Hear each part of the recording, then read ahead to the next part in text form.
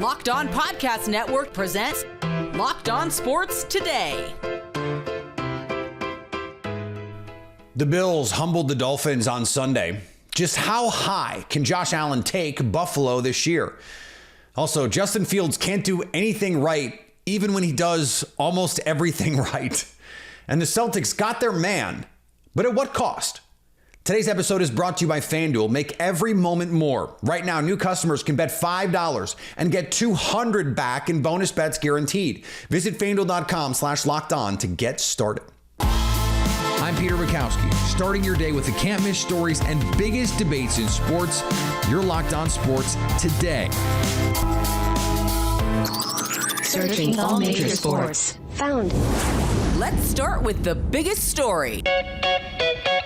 It was billed as the game of the season, or at least of the early season, and the Buffalo Bills made sure it was, well, that, at least for Bills fans, a 48-20 impressive, incredibly impressive showing at home in this one. Joe Marino from Locked On Bills joins me now. And Joe, I know that 48 points and all the fantasy points that this Bills offense put up is going to be the headline for a lot of people. For me, after the Dolphins hang 70 on Denver, holding this Miami offense to 20 points feels like the story moving forward for this team. How did they do it?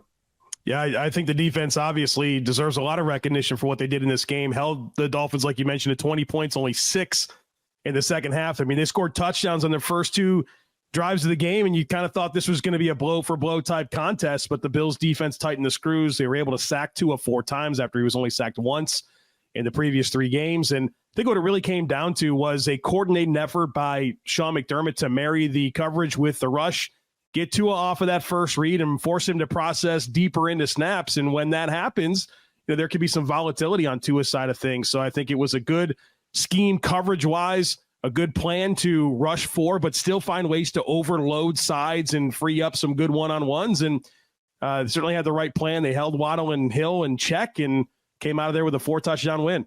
Is this replicable? I don't even want to say the word blueprint, but is this replicable, do you think, from the Bills' standpoint? I think there's some critical factors to be mindful of, and that's continuity for the Buffalo Bills defense, where you look at this back 7, Matt Milano, Taron Johnson, Trey White, Micah Hyde, Jordan Poyer. Jordan Poyer didn't play in this game, but all those guys have been playing football together since 2017. And when you have that much time on task in the same system, your ability to communicate and understand what offenses are trying to do to you and play off of each other is really good. And so I think you're seeing the benefits of continuity. Guys that have been, had a lot of time on task together, against Miami. They played Miami 3 times last year. And so this is a pretty, obviously a common opponent, and kind of trust your inventory of time together compared to, Mike McDaniel offense. It's outstanding, but it's still only a season and a quarter into it. I think some of the continuity played out for the Bills. All right, we can't take any more time and not talk about what happened on this offense. Stephon Diggs, 6 catches for $120, and not 1, not 2, but 3 touchdowns. Josh Allen also terrific in this game, sort of re-cementing himself in that upper echelon after a bit of a wonky start. Not that for me or probably for you, he ever fell out of that upper tier. But what clicked for this Bills offense, probably starting last week and carried over into this week? Well, it's almost like week 1 was exactly what Josh Allen needed, was a little humble pie. He tried to do way too much against the Jets, and he's really responded wonderfully over the last 3 weeks. And obviously, I think this being the icing on the cake, 21 of 25, 320, 5 total touchdowns. He has a perfect passer rating of 158.3. I think he did a really good job of blending being aggressive and doing the dynamic things that Josh Allen does, but also playing smart winning football and knowing when to eat the play and just play the next one. And I think he's done a good job of that over the last 3 weeks. And certainly that peaked against Miami. And, it was kind of interesting to see how he was going to look against Vic Fangio. Josh has had a great run against Miami throughout his career, but that was the Brian Flores, Josh Boyer, man coverage, blitz type defense. Fangio's the opposite of that. And so I was kind of curious to see what type of levers he had ready to pull against Josh Allen, and it looks like more of the same. Probably the best performance Josh has had against Miami. And so playing smart football, Ken Dorsey's in his bag right now as an offensive coordinator, really good protection schemes. And, Josh is running the offense, and that was what he didn't do in week 1, and he's certainly done that since. If you put the opponent's scoring of the last 3 games together, it's 33 points against the Bills. every single of those 3 games, they've scored more than 33. So any one of those single performances, they would have beat the 3 combined total. All of that is a way of asking right now, Joe, should the Bills be the favorite in the AFC?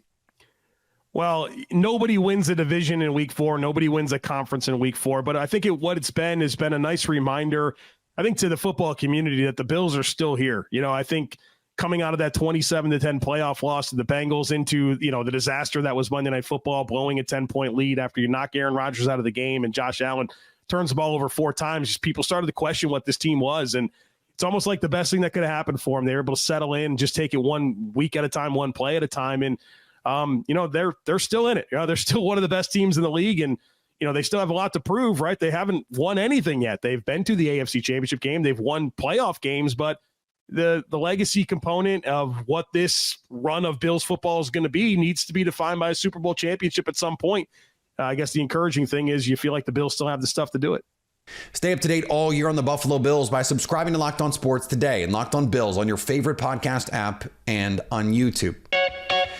Thanks for making Locked On Sports today your first listen. Coming up, Justin Fields just can't do anything right, even when he does almost everything right. Before we get to that, Taylor Swift was at MetLife Stadium on Sunday night. You may have heard. Snap into action this NFL season with FanDuel, America's #1 sportsbook. Right now, new customers can bet $5 and get $200 back in bonus bets, guaranteed. Now is the best time to join FanDuel. The app is easy to use, and you can bet on everything from spreads to player props and more. Could this be the night Daniel Jones and company get back on track? FanDuel doesn't think so. The Giants are home dogs to the Seahawks tonight. After opening as home favorites, FanDuel likes the Seahawks by 1.5. I have the Seahawks plus 1.5. You can also combine bets within the same game to make even more money. Same game parlays are a great way to enjoy any game. Go get your $200 back in bonus bets, win or lose, now. Visit FanDuel.com/lockedon and kick off the NFL season with an offer you won't want to miss. FanDuel, official partner of the NFL. Taylor Swift made her way to MetLife Stadium. The Chiefs and Jets also played football, I guess. I'm comfortable with this kind of game. Yes, it was tight. I'm sure it was interesting for people at home to stay that tight and that much tension throughout it. But this is the kind of game that I've been waiting for, where you didn't have a choice. You had to man up and run at somebody in order to stop them, especially a front that was that good and, quite frankly, that triggered tonight. That entire Jets front was on top of their game, so much so Will McDonald didn't have to participate because they had Huff. I mean, there was just enough of it going around that you had to go run it and take the game to him. This was more of a power game than the Chiefs generally are going to show. And I, for one, am just ecstatic about it, whether it was Pacheco or anybody else. This shows me if they get punched in the mouth and get knocked to the mat, they're going to get back up. And they have that physicality within them. I think we can officially mark the Bengals off the list of AFC favorites. They took another loss and look lost after a brutal game against the Titans. The Cincinnati Bengals are 1-3, and they don't seem to be a very good football team right now. I'm Jake Lisco from the Locked On Bengals podcast, and we will have you covered there with a full reaction to the Bengals' disappointing Week 3 loss in Tennessee. But there is a lot to get right for this football team. You can blame Joe Burrow's calf. You can blame the coaching staff. You can blame the offensive line. You can blame any number of things. But the reality is there's very little going right for this team, and their margin for error is essentially non-existent between Joe Burrow's calf and the hole they've dug themselves early this year. For more on the Bengals, we will have you covered on the Locked On Bengals podcast for a full post-game reaction as we try to figure out what is going wrong with this team and how they can get back on track. Everything went right for Justin Herbert and the Chargers. After jumping out to a commanding 24-7 lead in the first half, the Chargers are able to hold off a furious comeback attempt by the Raiders and pick up their second win on the year, 24-17. This is David Drogemeyer from the Locked On Chargers podcast, and Justin Herbert rushed for 2 touchdowns in this one, 13 of 24, 167 yards, touchdown to Keenan Allen, and his first interception on the year. He also hurt his hand in this game, but was able to stay in the ball game. On defense, Khalil Mack had an absolutely legendary performance. 6 sacks, 4 QB hits, 2 forced fumbles. He was a one-man wrecking crew in this one. Also on defense, the Chargers got a key interception from Asante Samuel Jr., who was able to get the ball back to Justin Herbert, and Justin Herbert called game, hitting Joshua Palmer on a 51-yard completion to set up victory formation, and the Chargers improved to 2-2. For more on this game and for more on the Chargers, please check out the Locked On Chargers podcast, your team every day. And the Jaguars may have righted the ship a little bit in London. The Jaguars win 23-7 in Wembley. I'm Tony Wiggins with Locked On Jaguars. We're at your team every day, and we thank you for making us your first listen. Look, it took a great defensive effort by Josh Allen, who had 3 sacks and a forced fumble. It took Darius Williams to have a 61-yard interception returned for a touchdown. It took Andre Sisco to play well and have another interception that stopped a drive by the Atlanta Falcons. And it took a workmanlike effort from Trevor Lawrence. Even though they still can't block anybody up front, they found a way to make enough plays when they had to and eat the clock, get first downs in critical moments. And early on, they got Calvin Ridley free for a 30-yard touchdown on a scramble route from Trevor Lawrence. All in all, the Jags in their first week in London of 2 weeks are now 2-2 with a 23-7 victory over the Atlanta Falcons. In a battle that most of us did not think was going to be a battle, or at least not an entertaining one, between the Chicago Bears and the Denver Broncos, it turned into a terrific late game comeback for the Denver Broncos. And after a near perfect Justin Fields start, disaster in a 31-28 loss. Lauren Cox joins me now from Locked On Bears. And Lauren, this was, for 3 3/4 quarters, the Justin Fields game that he needed to have. And then there's the end. What will you take out of this game? There's so much to take out of this game. I think for Fields specifically, you look at sort of this difficult balance between, okay, what is progress from him and what is just a really bad Denver Broncos defense that gave up 70 points the week earlier to the Miami Dolphins. And I think there's a little bit of both in there, but I think for Chicago Bears fans, we saw Mitch Trubisky do this in 2018 against the Tampa Bay Buccaneers, where he had 6 touchdowns, and it was like, whoa, there he is, there's the guy. And then, of course, turns back into a pumpkin after you stop playing one of the worst defenses in football. So I think the takeaways are less for me about anything new with Justin Fields per se, and more about this coaching staff and this team blowing a 3-touchdown lead against a terrible defense and completely falling apart in a game that just feels absolutely unacceptable. And against an offense that hadn't exactly been lighting the world on fire. For all of the Sean Payton invigoration that some people thought might happen, or certainly what Denver Broncos organizationally wanted to happen, Matt Eberflus was hired because of his defensive bona fides. They invested in this defense in a major way this offseason. So where are we with the Matt Eberflus experiment? You know, the Chicago Bears have never fired a head coach during a season, but if there was in the entire history of the franchise, they've always waited till the end of a season. But this feels like the time to do it, right? That you had a historic offensive performance from your quarterback, a franchise record 16 straight completions to start a game, a career high in yards and touchdowns and completions in a game. Like, you took a historic offensive performance against a historically bad defense and had a historic collapse in that game. You would think that would be the time for a historic firing of your coach during the season, because I think Bears fans are now, if they weren't already, 100% out on the Eberflus regime. And especially if you have questions about Justin Fields moving forward, this offseason feels like a blow it up moment potentially for Chicago anyway. So it's like, what are you really protecting? The question that I would have for you, Lauren, is their defensive coordinator resigned unexpectedly in the middle, but not even the middle of the season, in the first quarter of the season. And their offensive coordinator is the guy that Justin Fields had to call a second press conference, basically to say, I wasn't throwing him under the bus. So then what? If you fire Matt Eberflus, where do you go? You hire Jeff Saturday. That's what you do. No, but like, that's the thing, right? When you fire Matt Eberflus, you're not firing him because you think, all right, we're going to make Getsy or whoever the interim head coach, and we're going to be better, right? The idea is not the firing head coach is going to turn this season around. Like, it's the team that needs a spark per se. It's about accountability. Like, what happens after you get fired or after you fire the coach doesn't really matter all that much. It's about the front office or ownership saying, this what we've seen on the field is not acceptable. And we're not going to sit here and let him finish out the season here when what we're seeing on the field is not up to the standard for any team or what we want to set the standard for our football team. So, I mean, I'm all for as much chaos and fun as possible. Fire the offensive coordinator too, promote the quarterbacks coach to OC, see if you can do some different things offensively, maybe make the special teams coordinator your head coach, or go pick a former Bear, Brian Urlacher, to be the head coach, something like that, just for fun. Brian Urlacher has hair now. People who don't know will be shocked when they see him if he makes an appearance on your screen anytime soon. Stay up to date on the Chicago Bears by subscribing to Locked On Sports today and Locked On Bears on your favorite podcast app and on YouTube.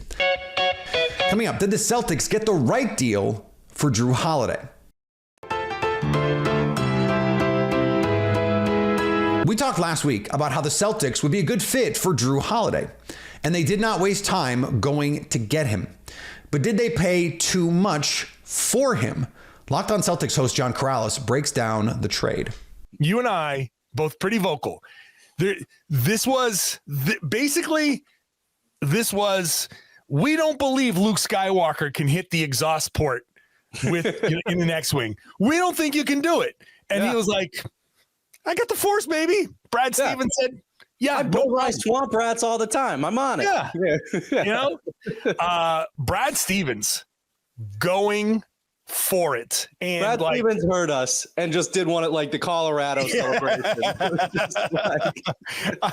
I'm sure he listened, or someone told him about the podcast. He's like, oh, these guys are going to be completely embarrassed. Look, to be clear, I said the trade was possible if they wanted to do this. I wasn't willing to trade Rob. I wasn't. And then I kind of bought into what Brad Stevens was saying. Hey, we had to readjust our, balance between the backcourt and the front court. Yeah. Well, now what's the deal with that? That's gone away. Getting this much for Jrue Holiday is proof of why the Blazers waited to make this deal. They were not going to take the poo-poo platter Miami offered. And look what waiting got them. Instead of taking Tyler Hero and that contract and the picks, 3 unprotected picks or whatever it was, we don't know for sure what that offer looked like. It was nowhere near as good as what they got in this set of trades. DeAndre Ayton, Malcolm Brogdon, Robert Williams, those are guys who can be a part of your team moving forward, who can help you win enough now with Scoot Henderson and Anthony Simons and Shaedon Sharpe that you can be a credible NBA team while these guys put things together. Plus you get the 2024 Warriors first round pick that is top 4 protected. You get swaps with the Bucks in 2028 and 2030. Who knows what the Bucks will look like then? Plus you get the Bucks 2029 first round pick, and you get the Celtics 29 first round pick. Those picks, who knows what those teams look like? Those are so far out in the future. Yeah, if you're in charge of the Blazers, you might not be in charge of the Blazers then. But to get this much, regardless of whether or not the Celtics overpaid for them, if you're the Blazers, you're going, this is exactly why we made this trade. Because then we get Jrue Holiday and we can flip him for all of this stuff. Look at all of this stuff. And when the trade deadline comes around, they've got more assets to move. Malcolm Brogdon, he doesn't really have a place on this team. Not long term. Time Lord, yeah, he could be a piece, but he could also be really intriguing for a team trying to go win an NBA title. And now you have more stuff coming to you. It's likely the full trade is still yet to be written because the Blazers can still flip these players to get even more stuff to help them when Scoot and the young guys can be good. And finally, the WNBA Finals features 2 teams we expected to be there. The so-called super team, New York Liberty, and defending champion Las Vegas Aces will face off beginning October 8th. The Liberty are the only original WNBA team to have never won the title and are coming off 5 straight losing seasons. New York invested heavily in the roster this past offseason, and it paid off. The Liberty traded for 2021 MVP Jonquel Jones. Before signing 2-time MVP Breanna Stewart, and one of the best point guards in the league, Courtney Vandersloot, one of the best point guards in league history. It's pretty good offseason. Thanks for making Locked On Sports Today your first listen. Now go find your favorite team's Locked On podcast and make them your second listen. Coming up on the next Locked On Sports Today, can Bill Belichick really keep sticking with Mac Jones at quarterback? So at least until tomorrow, stay Locked On Sports Today. Locked On Podcast Network presents Locked On Sports Today.